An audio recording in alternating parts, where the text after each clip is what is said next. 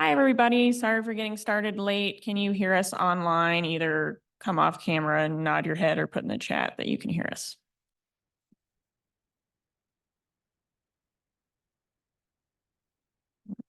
Okay. All right. Thank you. So my name's Gail Bergman. This is the Mayor's Environmental Sustainability and Green Energy Task Force. This will be one of our last meetings for the task force as it's been set out so far. We have our final recommendations and Ty and I are going to go over those and then also discuss what the next steps are after that, which some of that is outlined in the charter of this task force, which includes it going to the commissioners and the mayor, and also a 30-day comment period where we can solicit more feedback and make changes as needed and where warranted. And then after that, I believe it goes to commission again, and they would essentially pass a resolution of like accepting its submittal. So that's what we think we're going to do. We're going to get some feedback probably from legal and Irene about that process. But I'll let Ty go ahead and get us started. All right, I'll introduce myself, Ty Gorman, he, him pronouns, living in KCK and working as the Sierra Club representative for Kansas and Oklahoma. Should we do introductions? I know we did that last time. Maybe we can go around the room here and then go online after that. I'm the co-chair of the task force over the past few months and just helping put together this list of recommendations that have been mostly sourced from the community members. A lot of the organizing around this list comes from outside these meetings. We can just discuss where it comes from and all that later. Are you ready to take the? All right, thanks. Yeah, hi. My name is Ryan or Ryan McCarram. I'm with Clean Air Now, community organization that does environmental justice for Wyandotte County and the overall area. Good evening, everyone. I'm Caroline de Philippis. I'm the FUSE Executive Fellow for Measuring Resiliency in Wyandotte County.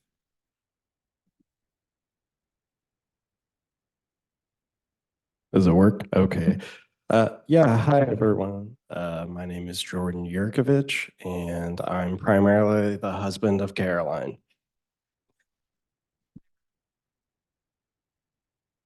Is it okay?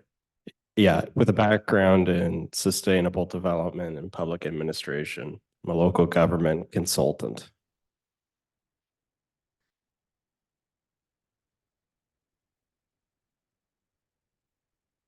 Daniel Kuhn, Unified Government Legal Counsel. Thank you very much. And Irene Caudillo, Mayor's Office.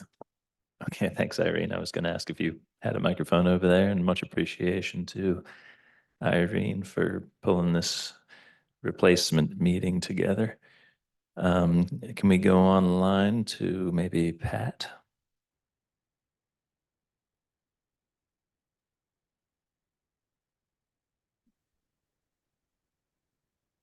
And I'm just reading them down the list. So if you're having trouble unmuting, that's fine. We can either come back to you or skip you for now. How about Marcy? Does Marcy have unmute? Yes, thanks. I am a GIS analyst with the UG Department of Public Works through AmeriCorps. Thank you.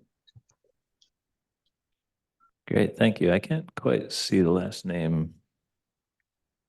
We have Business Speaks LLC, and we have Pat Lawson. Would either of you come off mute and introduce yourself, or introduce yourself in the chat? Hi, Cerise Hall, business stakeholder here in Northeast Wyandotte, interested in the sustainability as it relates to the Inflation Reduction Act grants that came out active today, and interested in Justice 40 as it relates to Northeast Wyandotte. Thank you. Thank you. That's great. That's the heart of what's in this document, I'd say. So I think we share contact information at the top there and would love to reach out to you separately. Looks like Pat can't come off mute, so we'll, oh, there we go. Hi, I'm Pat Lawson. I'm just a citizen listening in. Great. Thanks very much, Pat. So I guess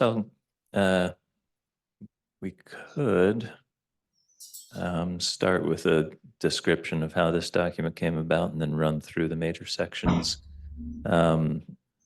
This version has been, I think, pulled together in the last few months. We used surveys from a number of folks online that were created by Gail. We pulled together quite a few existing proposals and organizers from around the Wyandotte County and included their sustainability recommendations, and it really focuses on the Justice 40 applicable aspects of the Inflation Reduction Act and what can be implemented through those. We wanted to focus on things that didn't need to be added to the existing case Wyandotte County UG budget, since since everything is spoken for in that budget, so we are looking at things that can be funded through federal additions. And there's a lot of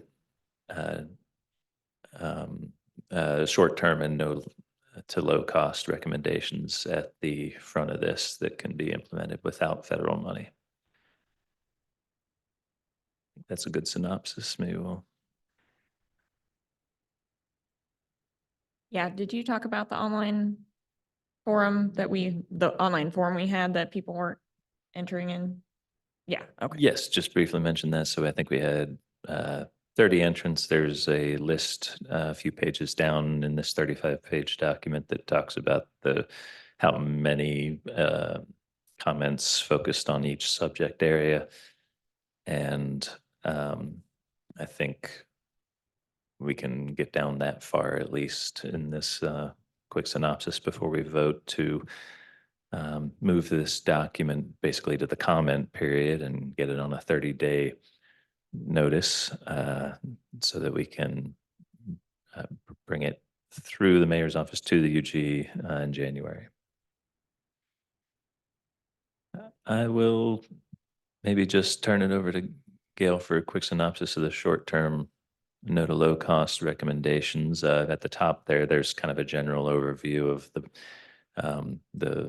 purpose of the document that I've set out a little bit, some more specificity, and I think a grounding in the community participation and neighborhood level empowerment, so that those who are closest to the environmental justice problems that Wyandotte County faces are the ones making the decisions, getting the funding, and steering the process that we describe below as we're recommending it to the UG Commission.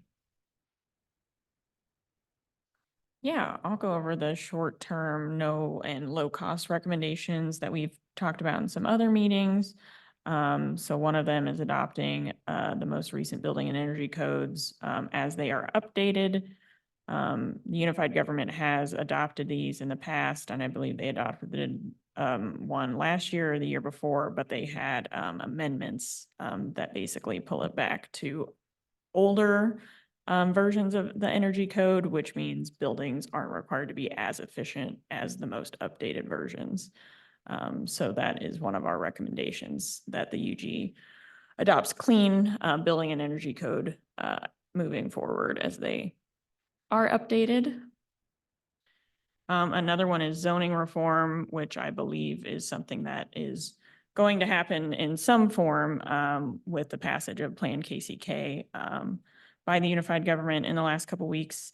So I imagine they will be looking at a lot of these zoning reforms anyway, and the crux of these zoning reforms is it's hard to build housing in KCK, and it's not a KCK only problem. It's essentially a United States problem. We have a lot of zoning that prevents housing from being built, and a variety, really more specifically, a variety of housing being built, and it spreads out our community and separates people from the amenities they use and forces you to drive a car to get to the things you need and the places you go to.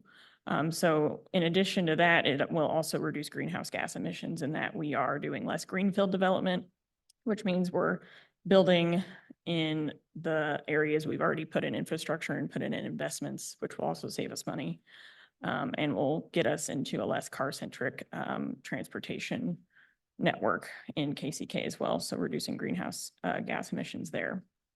So that's the gist on zoning reform. And a lot of cities and states have done quite a bit on zoning reform over the last few years. Another one is allowing excess solar production from residents and businesses go towards BPU bills of other residents. Because if you don't have solar panels, you don't know this, but in KCK BPU, so I have solar panels. So when I overproduce, which is most billing cycles, they pay me a lower rate than I paid them for electricity. So the benefit of the value of that electricity is more in its use and less in being paid for it. So you could elect to allow your overproduction to go towards other people's bills. You don't have to, but you could do that. And Ty added in a bit here about funding community solar and doing home efficiency programming as well related to that. Another one is an open burning ban. Currently, you can burn yard waste in a pretty significant amount, which releases greenhouse gases as well as particulate matter, which is unhealthy for people to breathe. And we will the unified government will probably have to do this regardless because the national ambient air quality standards are going to be updated, and it's likely that the healthy threshold for particulate matter will be lowered, and they're going to be looking for low-hanging fruit on how to be compliant, and not allowing burning yard waste will not be allowed anymore, essentially, as a way to mitigate that. So that's another one. And the last one is crime prevention through increased utilization of MOX's CEPTED toolkit, which is crime prevention through environmental design, and to also look at other evidence-based methods to prevent crime, which can save us money while also benefiting the community at the same time and lowering crime rates. And it's also going to enhance our built environment, since that's the whole premise of CEPTED is you improve your environment and people essentially behave better in that environment and get to use that public space, which maybe right now they aren't using because they don't feel safe in it. So it gives our community more public spaces that they feel safe to gather in, and reduces crime and puts more people out in the public. There's the eyes on the street approach, where basically if more people are out and about, people are less likely to commit crime because someone's going to see them doing it.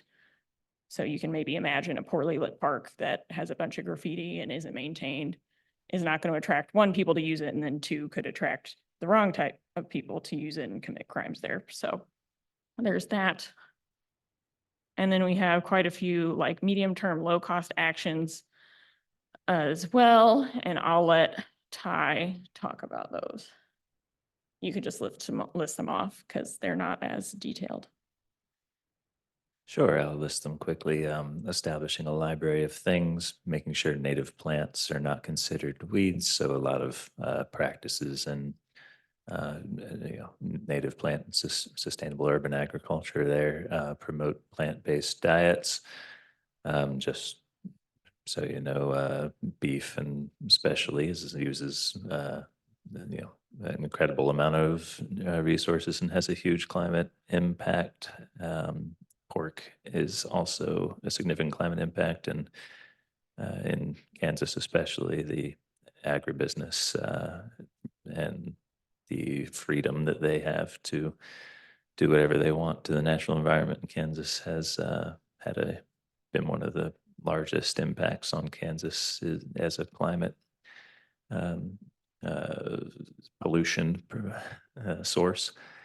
We got the UG should track energy, water, and waste. They should establish climate goals with timelines to achieve them, and basically expanding on the MARC climate plan that's much more vague through 2050, in the same way that Kansas City, Missouri expanded on it in their climate action plan. tailpipe emissions from vehicles need to be eliminated, tax revenue. It has to be, I guess, reimagined to be more sustainable, and a land value tax is one way to do that. And there's quite a few other tax reforms that are both for being more progressive, not having all the costs fall to the lowest income portion of the population, but also being geared towards sustainable outcomes. And that takes us into the also expanding hazardous water services and facilitating funding for education and job opportunities. So, those are planning heavy, and things that the UG's staff should be accountable for considering and implementing any programs. The federally funded capacity building section of the document is really just a list of all of the opportunities that the Inflation Reduction Act provides to municipalities like KCK, especially the Justice 40 targets are described there. And I don't need to go through each of these programs, put some graphics there to try to illustrate where they all come from. And the headline of all of this, to me, is that there are a lot of resources available that the UG Commission should account for and ensure are being pursued to benefit Wyandotte County's most vulnerable residents, and then can facilitate those resources that are often housed in all these organizations listed on the screen now, and filtered down through various state and regional nonprofit organizations and universities, can facilitate getting some of that funding into the hands of residents, people already engaged in the community, trying to make their neighborhoods better. It's 2024 is going to be the year of planning and funded planning for quite a few of these grants. The first one listed there, the carbon pollution reduction grant, they're submitting a broad application for competitive funding in April or March, and that will be for the Kansas City metro region. And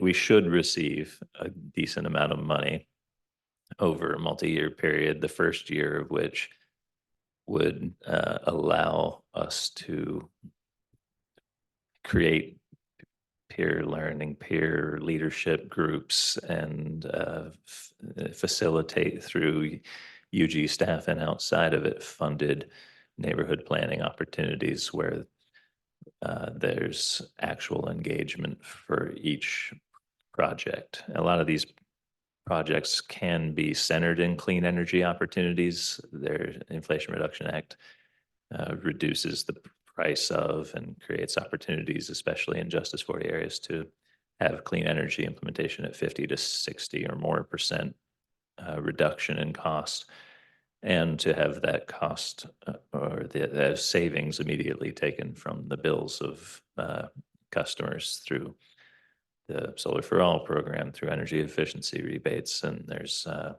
all these programs listed here.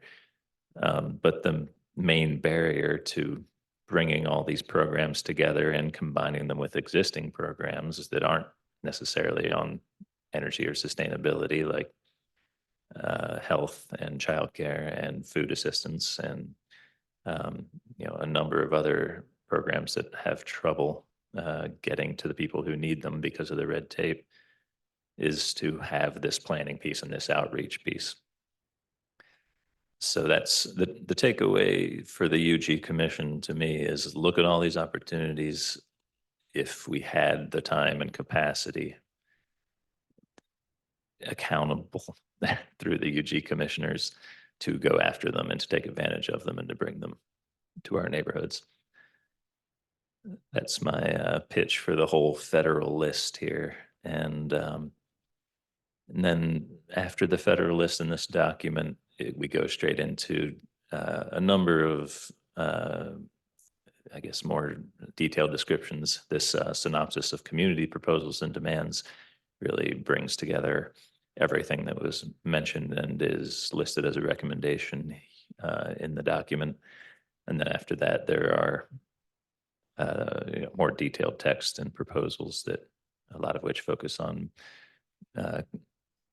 clean energy, customer safety, things BPU can change, and urban agriculture and arboretum recommendation. And so there's a number of opportunities underneath there. And to me, the purpose of having all these in this document is as resources become available, as the UG continues to, and there have been, I think, a decent amount of work among UG staff and good work amongst nonprofits and KCK to access these federal resources. So as we get a handle on this in 2024 and plans, shovel-ready projects are a big focus of these federal funds, that we already have these recommendations on the books and can pull them out and move forward with them.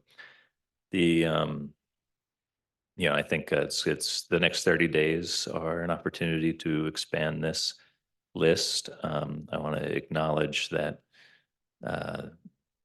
this group was supposed to meet last week. We had some folks to show up then, and I'd say it's good to say on the record that a consistent issue with this task force has been meeting cancellations, lack of posting meetings, difficulty on the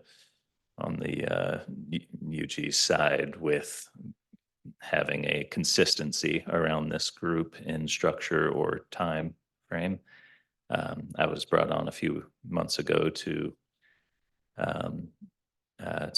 replace, I think, one of the fourth or fifth chair to be replaced over the course of the year.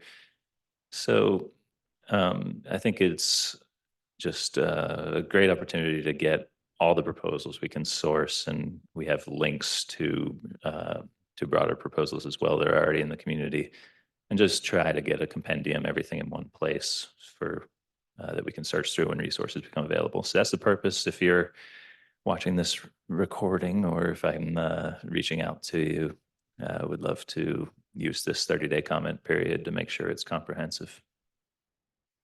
I think that's all I have to say for now. I can open it to questions or throw it back to you, Gail. Yeah, I think Ty covered it. If you're looking at this document, you're probably thinking, wow, that's really long for recommendations. And you're right. And that's because most of this is the addendum, the appendix that Ty was talking about. So we captured those conversations and maybe larger issues and get just kind of get everything in there to show, as potentially as staff are reviewing this, if this gets adopted, they can make decisions off this, get ideas for policies and programs, and look at what the community values and what the community wants to see get done, so that it's not just our final clean recommendations at the top, and they have these more expansive links and conversations to reference when they are making decisions, and commission as well. But other than that, I'm good, to open up for I have a question, discussion. please. I have a Yep, go question, ahead. please. Where will the 30-day comment be housed, on the UG website, or do you have a separate website for this? So that's a great question, and that's something that me and Ty don't know. We just know that in the charter, it says we'll have a 30-day public comment. So I think we need guidance from legal and or the mayor's office on what that process looks like after we vote on this to start that 30-day comment period. Okay, gotcha. Thank you. And if that's not present here, I'll just say that informally, if there's no problem with that from legal. I'd say we have a saved version of this document, this Google document in this form. We can make it as simple as reviewing and adding to this document in versions that can be saved and shown at the end of the comment period to display those changes and those comments. So I don't know if I didn't see any quick movement to the mic from either the government folks here on what was intended by in the stakeholder process for this 30-day comment period. So I'll say if there is no intention that comes forward, that's what I'll suggest. And then the last question I have on the language of the stakeholders, I see that you have the list here. And I just want to make sure that I'm getting the education. On the language of the federal funding, is it for profit or just nonprofit and CBO? I see the other ones, but I know in the language of the grant, it speaks a lot on the CBO. Is that nonprofit and for profit? Yeah, I'd say in general, almost all the grants available through the Inflation Reduction Act are for nonprofit, municipal, government, schools, things like that. There's maybe some contractor related access to some of the grants, but nothing major. That's all housed in the financing portions and the tax credit portions of the Inflation Reduction Act. So there's lots of opportunity there for businesses, but in grants, it's mostly for the non-business sectors. Okay, thank you. You're welcome.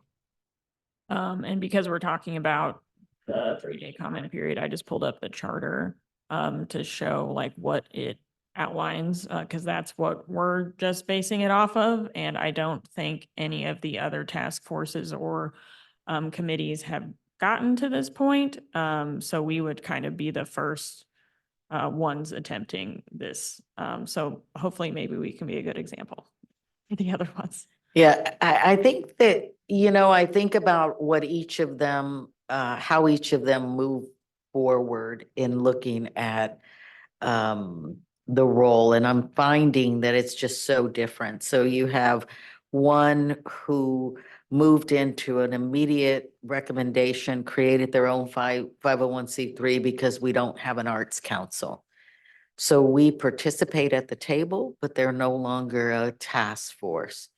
We have the economic development that immediately went to policy development. So they created the community benefit ordinance, or what's now the community benefit fund, so that the idea equitable, anything happening and developing out west, there'll be a fund set up to help with issues around home repair, childcare, and there's a third one that I'm blocking on, that will actually come back to east of 635 to support. So, so they went about it different. What I think the mayor was keen in on is you always have community voice, right? So community voice is going to be very important throughout this whole process. He has allowed community input when that ordinance came to the commission. So for example, the idea behind bringing a community benefit ordinance also included community either for, against, or kind of responding what they wanted more or less of. So that took place. And then you have some that are just struggling with where to go. I think what I know that the mayor would appreciate is, and I think we're working on that, having you two sit with him to go over this. And what are some of those low-hanging fruits? What are some of the responses from UG and UG staff? What are some of the tie-ins to the plan KCK? And where and how we do the actual input or solicitation could be on the task. We do have a task force website. We do have the ability to upload it.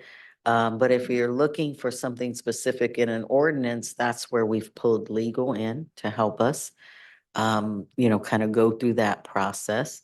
And I think Ross typically, our assigned, he's out right now, but I think that is, it's so different. It took place differently in each of the task force, and you guys did a lot of work. And I would love to see, what outcomes either the group decides, meaning prioritize, or when you discuss with the mayor, I think he would have some thoughts as well in regard to what might jump out at him that, because I could see, I can't roll it up, but I could see some of the things that have been discussed internally with staff, internally. So I think the next step, and we can get it on the website for comment, I think the next step is bringing this to the mayor. He will have every task force uh, um, have a general presentation to the commission.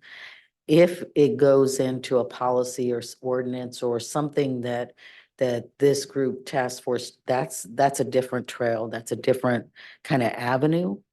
But he will have each of you present it to the commission next year at the beginning, somewhere at the first quarter of the year.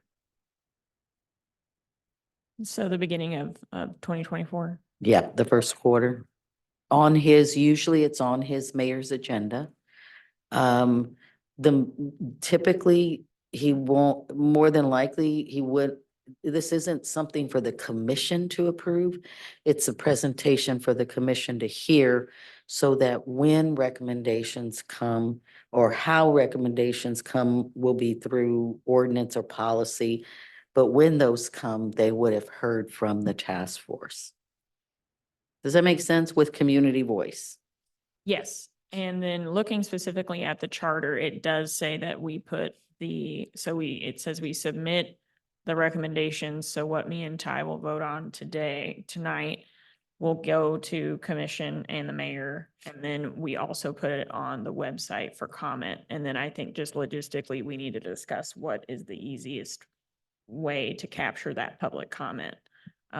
Whether it's a copy of this where people can comment, or if the UG needs to create a portal or some way to capture the comments, I'm not really sure. That'll be like logistically something we need to figure out. Yeah, I can work with communications. Typically, they're the ones I kind of look at for website additions to the task force. And we can look at that. Do you have any comments or thoughts? Yeah, just to sort of echo that, Daniel Coon, Unified Government Legal Counsel. Ultimately, this task force is to provide recommendations to the mayor that he would then advance to the commission. So I think that's sound advice to meet with him, and he could best chart how public comment could then be received from the community, whether that's by some sort of mailed questionnaire or just a separate webpage that might have the ability to vote on various initiatives or priorities. Okay, yeah, thank you. And we do have a task force webpage. All the committees and task forces have a webpage. So we could post it there for people to view it. And then, then I think we need to figure out how we're gonna solicit comment. Go ahead. Can I just also ask if you can share it on the UG social media or distribute it via the email you've been using for this link, and just try to send that link to as many people as possible to increase the chance of getting comments back? Yeah, I think that's a good idea. And I think we should probably try to have maybe a PDF version and a Google Doc version, whatever is going to work as far as increasing accessibility for people to have access to it. Yeah, I mean, I think communications will have some great ideas, and they do run the UG website, and they help us with the task force website. So, I mean, I think it's not going to be this. I will tell you, I mean, they're gonna say automatically, it is this, I mean, we want people to see everything. We want to be transparent. But I think we have to find a way that really just kind of gives people the synopsis and an opportunity to share. So we can meet with communications and figure that out. And they did a lot of work with the plan KCK and that outreach. So I just trust that our strategic communication group can give us some of the best input on that. Yeah, I agree. And then I feel like we should probably also translate at least the top part, like the actual recommendations into Spanish at least as well, and not just present it in English. That's a good point. I mean, I think we can do Spanish. I don't know when other languages we could be able to do it in. Yeah, that's fine. I know just at minimum, I think we should definitely do it in Spanish. Okay. Given our Spanish speaking Can, population. can we also get with Livable Neighborhoods, who has all the registered neighborhoods with emails Good and point. presidents, and overstated to the class of people that are organized to have great input on this topic? Yeah, great point. Kayla was unable to be here today, but she usually is a part of this group or has did respond. She yeah. So we can definitely do that. And we do have her list, so we're often getting it out to that group anyway. So yes, that's a great idea. Yeah, and like Irene said, we'll talk with strategic communications about all the different ways they push things out. They already have a lot of that as part of their normal way to communicate, like the newsletter, and we can put it on the website and all sorts of things. So we'll definitely do all we can to communicate it to as many people in Wyandotte County as possible. Guess I'll just add, I appreciate all the ideas for proactive outreach to get more input over the comment period. And I think that we aren't, just to reiterate, gatekeepers to I think that any of the specifics that go into the document here. I think there's the way this task force has gone, we do invite more participation, more ideas, and I think even in the presentation process, we should include folks who want to come forward and add their voices in those processes with the UG Commission and the mayor's office as well. And maybe we can open it up to the room before we vote in the last 10 minutes here. If there's any other questions from this room or the I have a quick comment. Not everyone got a copy of this, or do they have a copy of it? In this meeting, I put it in the chat. The people sitting in the room maybe don't have Okay. access to it unless they're logged in or they. Yeah, on the phone? But I think everyone in this room has looked at the document. Okay, good. Good. I just want to make sure that this is the updated. Okay. And we get it out to others that were not, if they haven't already seen it. I believe we've sent it out. Okay. We've shared it every time we've met. I don't necessarily, and we've pushed it, me and Ty have pushed it to other people, and other people were free to push it out to others as well. I don't know if it got sent out to the original interest form or those on I Zoom. don't think either of us have access to send it out to everybody. And Yeah, me and Ty don't have that. So if you can send, if we can talk about. I just wanted, that's what I was going to ask. That would be great. But the thing that I would tell you is that I don't have access to the shared. So you're going to have to give me an attached copy, which means I don't know. I mean, we'll have to PDF it, I guess, is the thing until we get. PDF sent. Yeah. Both work with the UG firewall. So. Yeah, and I believe you can ask IT to change access too, so you can Okay. get access. Usually they don't like me to get into Yeah. outside stuff, but could ask that. Yeah. Yeah. So, and like, if you open this like on your personal computer at home, like. I probably could. You wouldn't have any issue. Yeah. So it's the UG firewall. Okay, You I have just to wanted. to have it. All right, so yeah, I just want to make sure that this is the updated copy. In other words, I have this. Okay, and we can get it out. Did anyone online or in person have any comments about the types of policies and programs we've discussed to address environmental sustainability and green energy in Wyandotte County?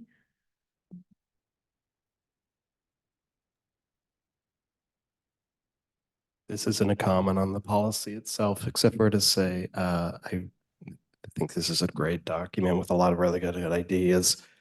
I would just say, so as a former community development director in local government, I might just say anybody who's worked with or for a local government in the past knows how notoriously difficult community outreach can be.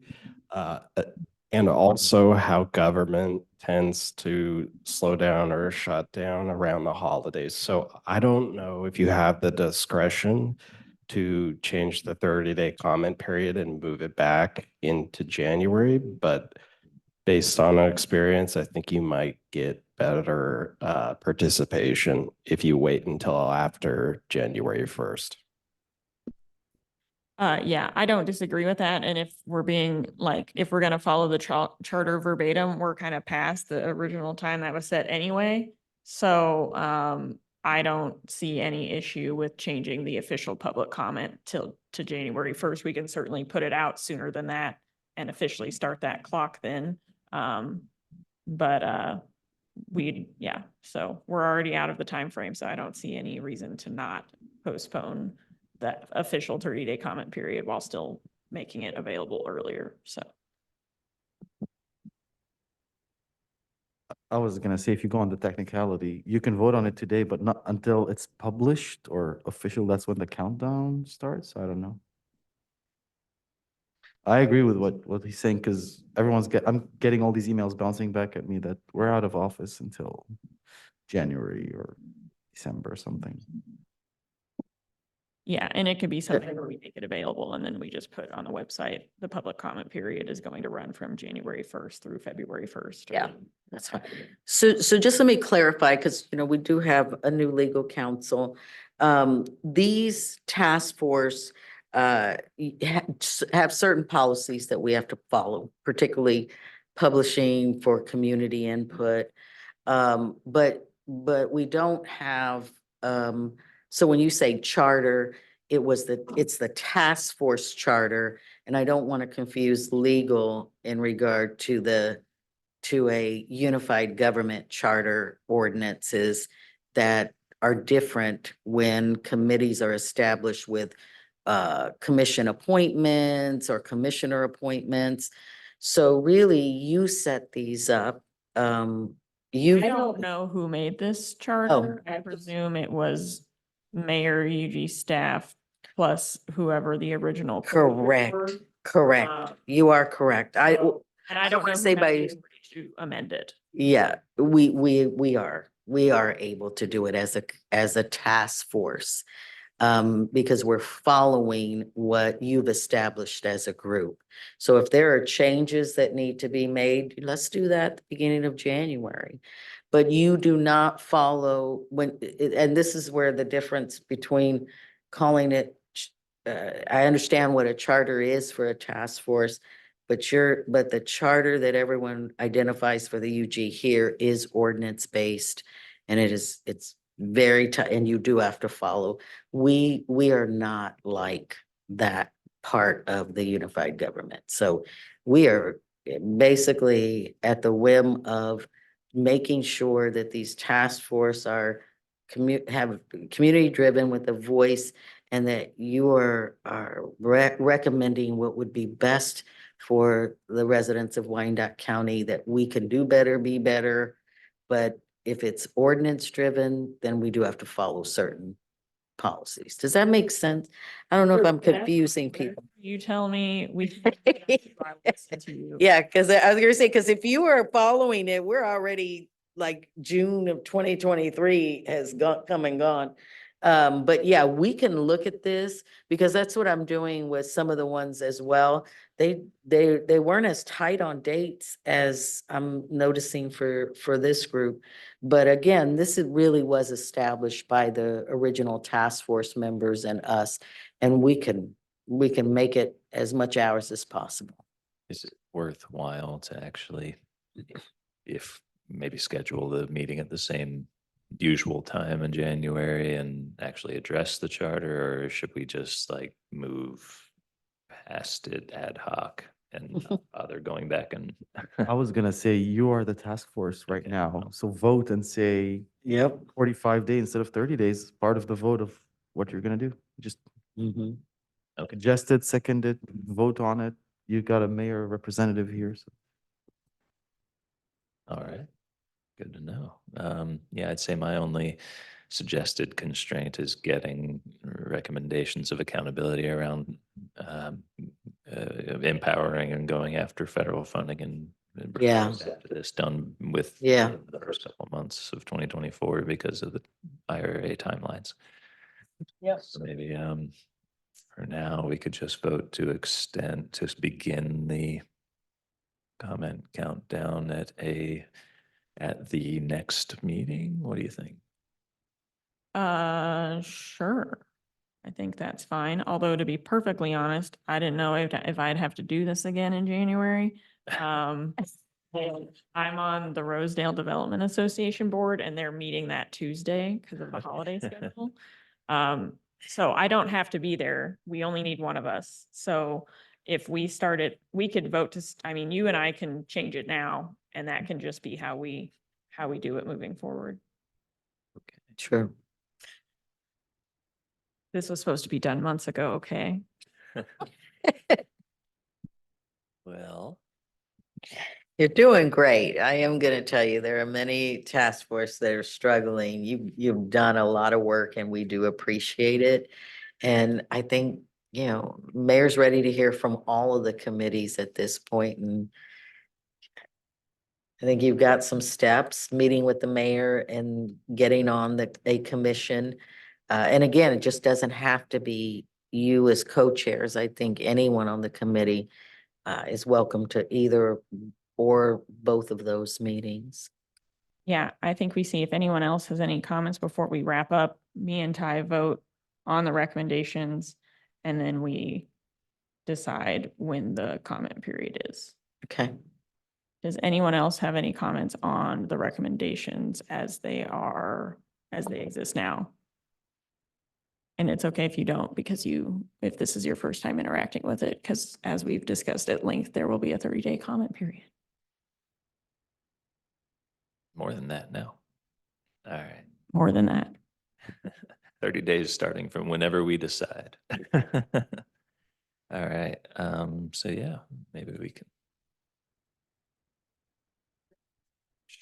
The recommendation I of think we can 45 just pick days. a date and start the 30 days. Oh, So we can vote on it and then we can declare when the comment period is and we will meet with you and the mayor about the communication strategy and all that jazz. I guess I should really ask, is there a reason to decide a date or right now, or can we just say at a future date, for example, when we find out when we're actually going to be handing this over to the mayor, we can set the 30-day comment period 30 days before that and accept until that. Is that an issue, Irene? Well, it looks like, I mean, at least in our charter, we vote on it and then a copy goes to commission and mayor. And then we do the 30-day comment period, but we don't have to do those right after another. But like you and I will vote, we will give a copy to the commissioners and the mayor. And then we can decide now, or we can decide later when the 30-day comment period is. And we could decide that after we meet with the mayor. Okay, cool. Let's decide later. Okay. that makes sense. Daniel Kuhn, Unified Government Legal Counsel. My recommendation is that you vote on your recommendations to the mayor and the comment period then starts. on the date of the vote. So we're voting on it now. So we vote, Set an arbitrary, So my recommendation would be to set a Yeah. later date to vote. Oh, yeah, okay. Irene, any indication of when the mayor would want to meet within the first quarter? Because we can arbitrarily set a comment deadline now based on your instinct there, and then we can, I would say the sooner the better. If we can get you in the first couple of weeks of January. I know he has some traveling and some other outside after the first of the, or the, I would say if we can do the first couple of weeks, if not 3 weeks into January. okay, I mean, what do you think? Arbitrary 45-day to get over the holidays, then a 30-day. So arbitrary 45-day comment period starting after we vote right now. sure. All right. 45, okay. Well, I'll introduce that as a motion. Hang on, Unified Government Legal Counsel. Again, I think according to the bylaws of the task force, it seems to indicate that the comment period would begin after the recommendation period. So I would reiterate my recommendation that you meet with the mayor. Oh. Before I voting didn't on the understand that. So recommendation. you're saying we meet with the mayor and then 30 days starts. Well, you meet with the mayor, then have a vote with recommendations. Yeah. And then from the date of that vote, the comment period would begin. Oh, I see. So that wouldn't be a public meeting. So The meeting with the mayor is more, again, that also has to do with just figuring out logistics. I don't even know if we're dealing with. How we're going bylaws to or what. organize any sort of public comment. Mm. There could be quite a bit of lost time while that's organized. I get the logic you're coming from. I think what Ty's talking about and why I keep going back to our task force charter is that like we decide as a group, in this case, me and Ty voting on it before getting comment from the mayor or commissioners. Because they're supposed to provide, like, it's supposed to be made available to them, but they aren't really supposed to tell us what the contents are. We decide that. Which is why we would vote on it first. But with this timeline, it then is supposed to go to the mayor and commission, and then it starts the public comment period, but we could change that to say the public comment period is when we decide it is. I just don't know that you're gonna be able to get to the commission or the commission.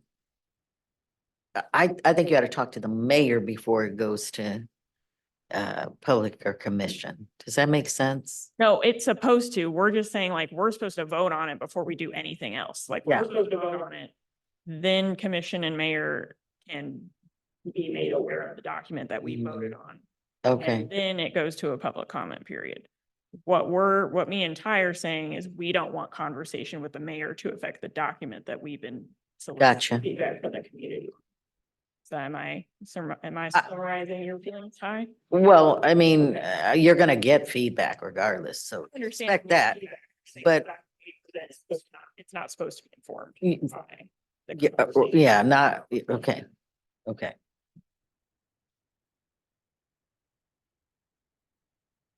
Unified Government Legal Counsel, one of the other thing to keep in mind is that we do have new commissioners now, so there is going to be a bit of a onboarding process.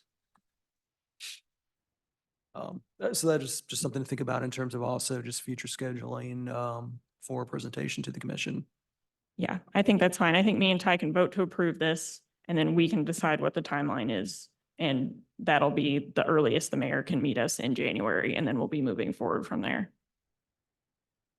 I mean, My understanding.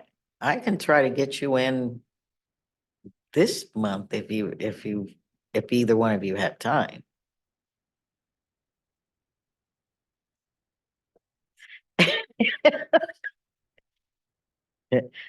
I mean, I think I've sent dates to to both of you a couple The of dates are times. fine. but I'm just saying, like, I want me and Ty to vote on this tonight. I get it. I'm I'm saying, not trying to be argumentative. I'm just trying to get that part done so we can do the next steps of talking to the mayor and all those things. all right.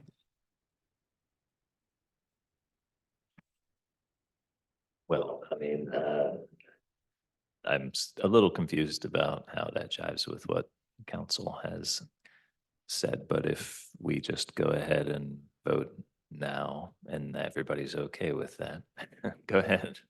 Yeah, Unified Government Legal Counsel, I think just as one other kind of parliamentary issue, then, you're also going to need to vote to change the bylaw to reflect a different comment period. We'll do that vote first. Change the bylaw in this charter to address the comment period, and then we'll vote to approve the document to begin the comment period. That'll work. Perfect. Sorry for taking the time to figure that out. So I guess I'll introduce a motion to change the comment period in the charter from 30 days to 45 days, if everybody, and just gazing around and make sure everybody else is on. the same After. page. Yeah, from 30 days to 45 days. You need to set a date for that to start, either a hard date or a date, or is it the starting Today. date is the day of the So- meeting with the mayor? I'd have to count that out, but 45 days from today, from the vote. 45 days from today will get you to February. You should be fine. Okay, then I second the motion. All right, well, all in favor, vote aye. Aye. Aye. Anyone in the room, nay, same sign. All right. So now we vote. I would introduce a motion to vote on moving these recommendations forward into the comment period. I second the motion. All in favor, say aye. Aye. Aye. All right, I think we're done. Any other rules before I motion to adjourn? Okay, great. Motion to adjourn. I second. That's the first time we've motioned to adjourn this. Okay, I didn't remember if that was or not. We do that sometimes for other meetings. No, it's Appreciate fine. everybody. Thanks everybody online. Thanks everybody in the room. Yes, thank you guys. Good night.